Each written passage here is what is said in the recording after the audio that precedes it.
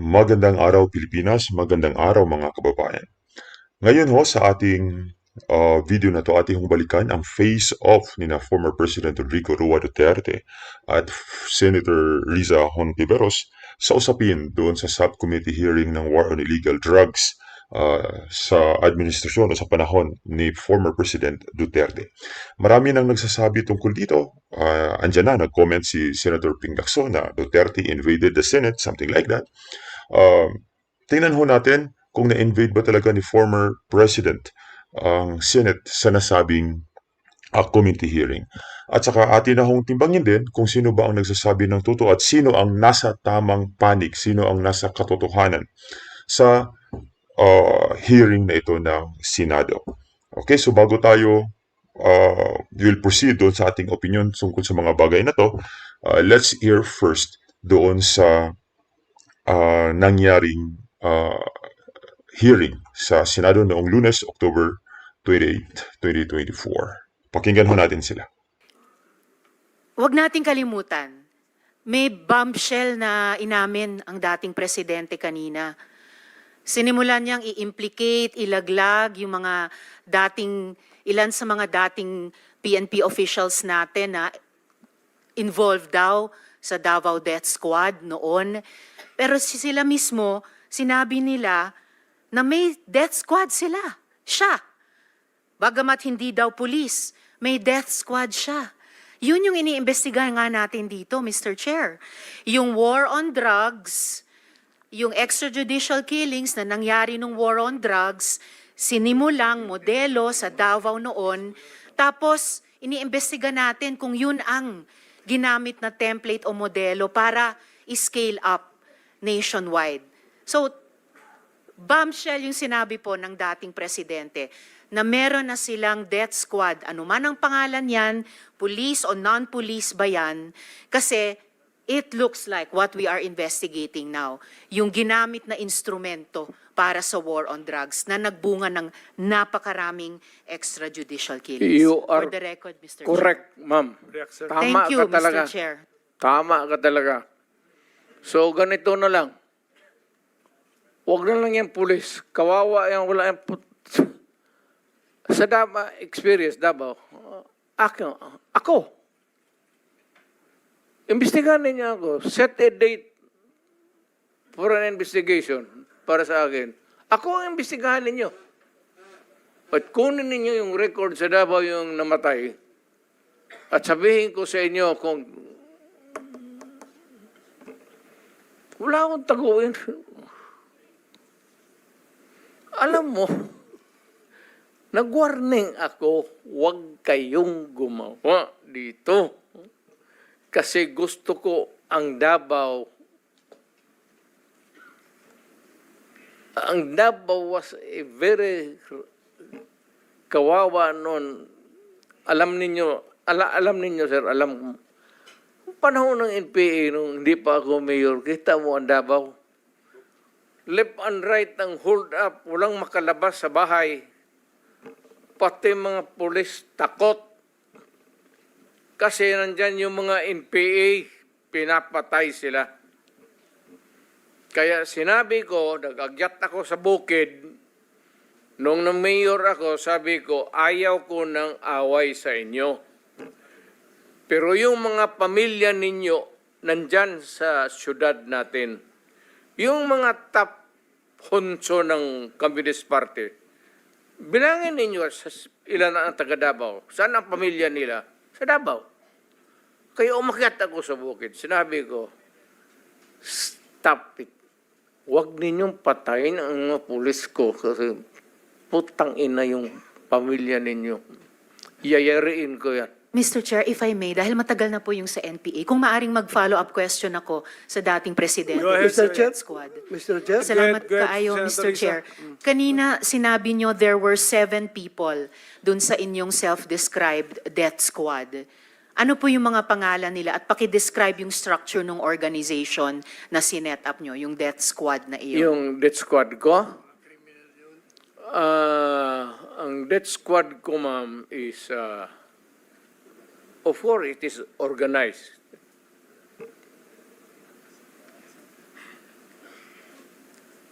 Hanggang dyan lang.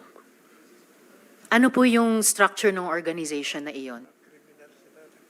Against criminals. Hindi po, yun yung task siguro na binigay niyo. Pero anong structure ng death squad niya iyon? Structure against crime and criminals. Ibig sabihin, ano po yung setup? At sino yung 7 yon na miyembro ng death squad Fight niyo? crime. No sir, yung pangalan nung sabi niyo, 7 tao na nasa death squad niyo. Mukhang patay naman sila lahat, ma'am. It's okay sir, ano pong mga pangalan nila? You know, when I was mayor, it's about 43. I am now 73. For the life of me, I cannot remember the name. And ano po yung structure nung 7 yon? Merong bang team leader, may 2 tenyente, then may 4 pa na tao? Ano po yung structure ng organization na iyon? I said I am 73 years old. Hindi ko nga alam kung bakit nandito ako kaharap mo.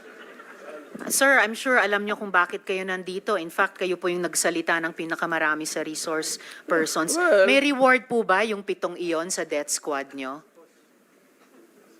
Again, ma'am? May rewards po bang ibinibigay sa mga miyembro ng death squad niyo tuwing nakakapatay sila? Police? Police ba yung death squad niyo? Yung Yun ang allegations. Hindi po, yung sinabi niyo kanina. Huwag tayong lumabas dyan. Hindi po ako lumalabas. May ibang lumalabas. O Yung dito sinabi tayo po ninyong ang death squad, pinag-usapan dito, may rewards po ba yun? is centered sa police na sinasabi na binabayaran. No sir, pina-follow up ko yung sinabi ninyo. Ay, yung civilian? Unprompted. So, kung civilian yon, yung sinabi nyo na death squad nyo na 7 tao, may rewards po ba yung 7 taong iyon kapag nakakapatay sila? Ay, hindi ma'am, mayayaman yung mga, maraming gago na mayayaman sa Davao. Hindi Ano mo pong kaya- koneksyon ng mayayaman sa Davao? O, gusto dun sa pumatay miyembro ng mga death kriminal. squad? Because Ibig sabihin, they want their city to be safe. Nagbibigay sila, yung Because mayayaman, they want ng reward sa business to death thrive. squad? Yes sir, bago po yan, Mo. sinasabi nyo ba na yung mayayaman sa Davao nagbayad sa death squad para pumatay? No, hindi ma'am. Sila Si Colonel mismo. Makasait po ba kasama sa death squad na iyon? Sino? Colonel Makasait, kasama po ba sa death squad na iyon? Colonel Makasait? Ma'am, alam mo sa totoo lang, mahabang istorya to. It's okay sir, maikli lang sana Pero kung ang sagot. problema, ma'am, patay na yung tao. Si Colonel Makasait ay patay na. Ayaw kung marami. Police officer in the police department.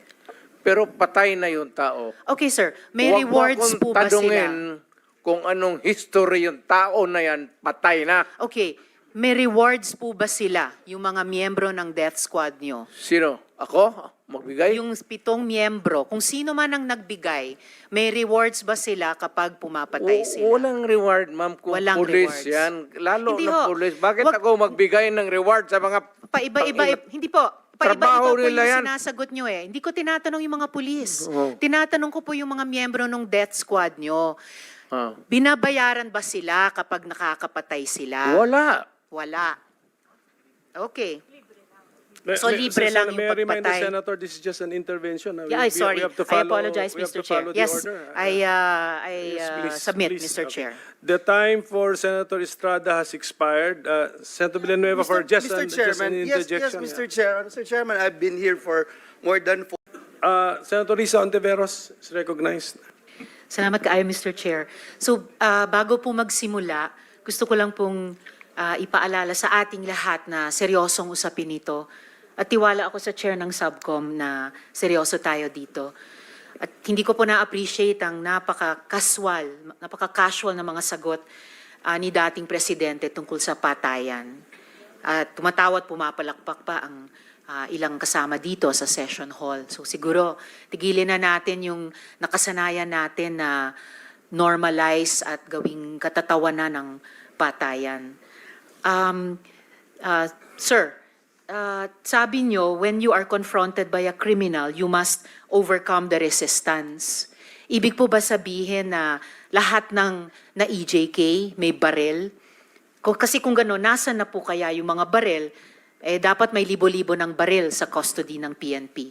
Do you have any thought on that? No, that is you're asking somebody somewhere or to make an accounting which is not possible. That your question cannot be answered here. All right, sir. So, but I think it can be questioned kung hindi nyo kayang i-address, itatanong po namin sa PNP. Sabi nyo rin po kanina, you take full legal responsibility for the consequences of the drug war. Yes. Kanina rin, opo, Yes. kanina rin sabi nyo maraming mali. No? So, halimbawa, si Kian De Los Santos, menor de edad, hindi armado, nagmamakaawa, pero pinatay ng mga pulis sa drug war. Oh. Do you take responsibility for the death of Kian De Los Santos? The criminal act, hindi naman siguro. The death. You take responsibility for his death. Walang maniwala na abogado sa akin yan. That Hindi would po, be sir. a long shot. Hindi po abogado. Nandito pa lang tayo I sa was Senado, hindi sa referring Korte. to the policy na ginawa ko para sa mga pulis. Yes, sir. At nagbunga yung polisiya. I take full responsibility Yes, for and that. what about yung bunga ng polisiya na libo-libong namatay kasama si Kian De Los Santos? Do you also take full responsibility for that? Because in October 2020, na-quote po kayo na sinabi nyo, if there's killing there, I'm saying I'm the one. You can hold me responsible for anything, any death that has occurred in the execution of the drug war. Nung October ulit, October 21, nung 2021 naman, in a Reuters interview, kinwote kayo na sinabing, if there is any person who is going to prison, it would be me. I assume full responsibility. So, do you assume responsibility for the death of Kian De Los Santos, Mr. No. Chair? No. How about si Carl Alam mo, ma'am, Anthony Nunez? before you rumble on those many things, No, I'm not rambling, Mr. Chair. Very specific yung mga tanong ko. the specific ang law, guilt is personal. Magtanong ka muna ng abogado. Okay lang po. Kayang-kaya kong magtanong sa abogado. Sige, tanong ka itanong muna ko ngayon po. before we proceed. No. Hindi tayo I magkakaintindihan have prepared dito. these questions with my Guilt legislative is staff. personal. Yes, it's very personal. Hindi So, mo pwedeng ipasa sa iba yan. no, hindi po ito pagpasa. Ah, Iniimbestiga kaya nga. po ng Blue Ribbon yung war on drugs at yung naging bunga na extrajudicial killings dyan. And I am basing my question dun sa mga sinabi ninyo repeatedly, parang tuwing Oktubre nga sinasabi nyo na you will take responsibility. Correct. So now let me ask you about Carl Anthony Nunez, 20 years old. Walang nahanap na droga o baril sa katawan niya. Sabi nga ng investigador, mistaken identity. Do you take responsibility for his death? You know, ma'am, can I ask for a recess of... Salamat kaayo, Mr. Chair. So, i-summarize ko na lang yung unang line of questioning ko. The point of my question tungkol sa assuming responsibility or not kina Kian, Carl Anthony Nunez, itatanong ko rin dapat si Althea Barbon na 4 years old, at si Carl Arnaiz, at si Reynaldo de Guzman alias Kulot, na-confirm sa Caloocan Court na the evidence was merely planted by the police. Ang point ng unang questioning ko na yon ay kung ina-acknowledge nyo o hindi na yung policy nyo caused the death of innocents. So lastly, Mr. Chair, actually may mga 100 tanong pa sana ako sa dating presidente pero na-high blood yata sila sa akin. So 2 huling tanong na lang. Una po. Yes, Mr. Chair. Ganun lang siguro kasi excited lang ako. First time ako naka-appear ng Senate.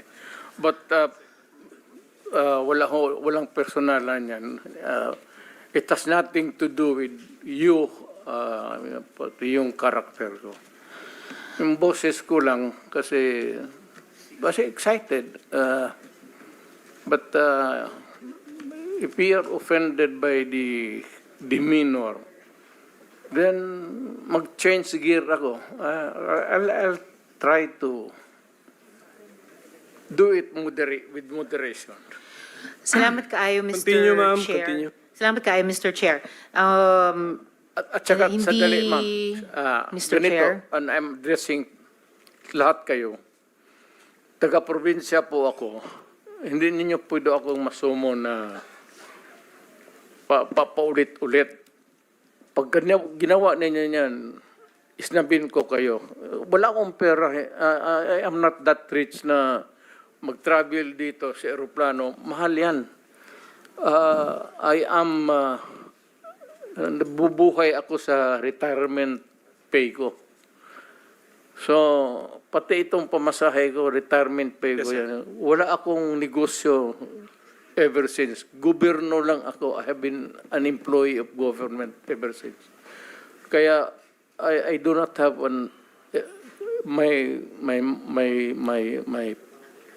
my public life is open to everybody. So, magastos masyado, ma'am. Kaya, kung maari lang, tapusin natin ito hanggang bukas. Huwag na tayong umalis dito. Thank you, Mr. President. Salamat kaayo, Yes, Mr. sir. Chair. Tapos, tapusin talaga natin ito. Tapusin natin ito dito ngayon. Huwag tayong umalis dito hanggang umaga. Umabot man tayo hanggang umaga bukas. Huwag tayong umalis dito. Tapusin natin dito. Okay, Mr. President, we are prioritizing the questions directed to you. Sige, Senator Ortiveros. Salamat kaayo, Mr. Chair. So, pangalawang tanong ko, tinawagan nyo ba si Senior Superintendent Padilla para i-congratulate siya sa pagpatay sa 3 high-value targets na Chinese nationals na inilagay sa loob ng Davao Penal Colony? Kasi sinabi nyo daw, "Congrats Superintendent Padilla, job well done." Pero grabe ang ginawang dinuguan. Do you confirm this, Mr. Chair? You call Padilla now because he is lying. I do not know him. And I do not have to congratulate this policemen and soldiers. Trabaho ninyo yan. Why do I have to congratulate you? Magtrabaho kayo dyan. So you do not confirm na tinawagan nyo si I do Senior not- Superintendent Padilla? I only congratulate people with who itong mga police daw graduate with honors kasi nagtuturo ako sa Police Academy. May congratulatory message ako.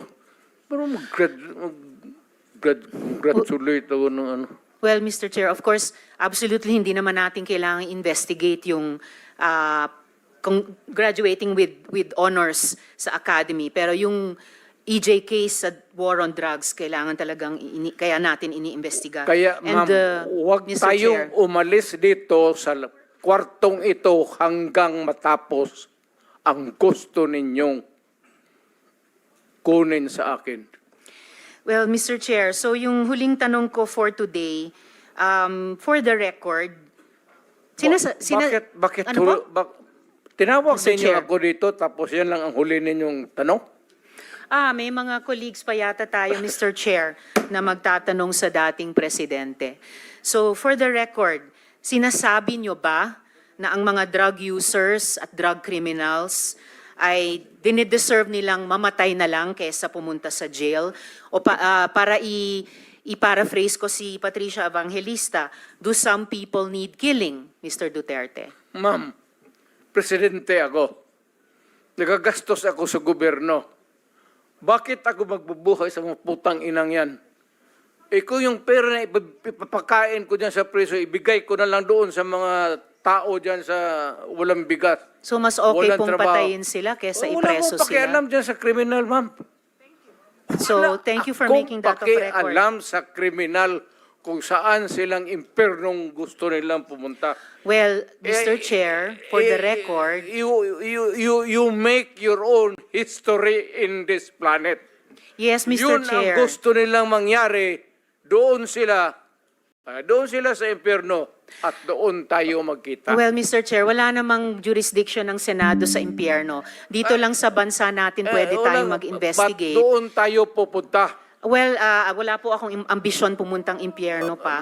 Pero Mr. Chair, ang hirain punto kita, lang ma'am. nito, ang punto lang nito ay nung magsisimula ang anumang police operations, drug-related police operations, supposed to be at sinabi ng mga resource persons, merong pong manual of operations, merong continuum of force sa pag-enforce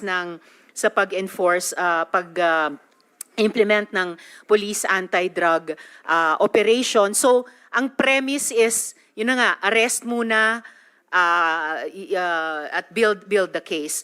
Well, Mr. Chair, no, as a final word, I hope and I imagine that the Department of Justice is watching dahil ang daming admissions ng dating presidente involving criminal acts. Salamat kaayo. Kasaysayan na lang po maghuhusga. Salamat kayo, Mr. Chair. Thank you, Senator Mr. Ontiveros. Chair. Yes, go ahead, Mr. President. Nagtataka ako hanggang ngayon ang Justice Department hindi pa nag-file ng kaso hanggang ngayon. Katagal lang. Batagal ako pumapatay ng tao hanggang ngayon hindi pa sila nakapile ng kaso. Mr. Chair, another addition to the list that's growing by the minute. Okay, for the record, Mr. President. wala na tayo Mr. wag na tayo President, for the record, kasi may nagtanong din sa akin Wala. Huwag na tayo magdrama dito. Tapusin na natin itong istorya na ito dito sa Pilipinas. For the record, Mr. President, wala. Kasi naawa ako dito sa mga pulis. Sa totoo lang, naawa ako sa mga pulis, pati sundalo. Kaya ako, akin mind and mind alone. Pag nag-inutusan ko ito, mag-operate itong mga buang na ito, kung anong mangyari akin yan, I'm emotional because I've been longing to state this particular sentiment. Protektado ko yan sila. Basta in the fulfillment of duty, Mr. Senator, yan sila, naging chief of police yan. Protektado ko ang police pag nagtrabaho in the fulfillment of duty. Pero alam nila, ang mga police na pumasok ng kidnapping, alam nila yung police nila, pinatay ko. Thank you, Mr. President. Ako po may tanong din. Pinag-aralan namin pinanood namin yung mga footages mo nung you were president-elect tapos naging presidente. Meron kayong sinasabing ang reward. Ngayong napakinggan nyo ng maigi, ano ang masasabi ninyo kabayan doon sa tanungan at sagutan na former President Duterte at saka Risa Hontiveros?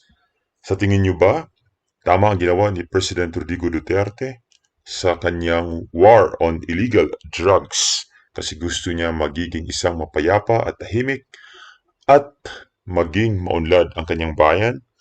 Or doon naman tayo sa punto ni Senator Risa Hontiveros na para sa kanya, inutusan lang ni President Duterte na patayin lahat yung mga adik at saka mga pusher, parang ganon. Pero sana ipaliwanag na ng former president, hindi ganon ang kanyang utos, kundi idaan sa tamang proseso. At saka inamin naman niya na meron talaga mga pulis na hindi ginawa ang tama. At mas maganda sana na kung tinuloy pa ni Senator Risa Hontiveros ang kanyang mga katanungan dahil sabi niya marami pa siya mga katanungan, ngunit dahil sa time constraints, sabi niya, hindi niya itutuloy. Pero the President was very willing naman na hanggang 4 a.m. daw para lang matapos ang hearing na yon. Pero sa tingin ko, this is my own point of view na dihado kasi si Senator Risa Hontiveros kasi hindi siya abogado, technicalities, at saka medyo yung presidente is abogado, prosecutor, ganon. So, mas marami siyang alam with regards sa batas. Kaya ano sa tingin nyo, kabayan? Tama ba or mali? So, just comment down below kung ano yung masasabi doon sa nagawang or ginawang Senate hearing. Hindi pa ito tapos kasi meron pa hong susunod nito according to the chair na si Senator Coco Pimentel. So abangan ho natin yan. Pero parang hindi na ata dadalo ang former president. Pero abangan pa rin natin kung ano mangyayari dito. Alright, so comment down below at saka magandang araw sa lahat.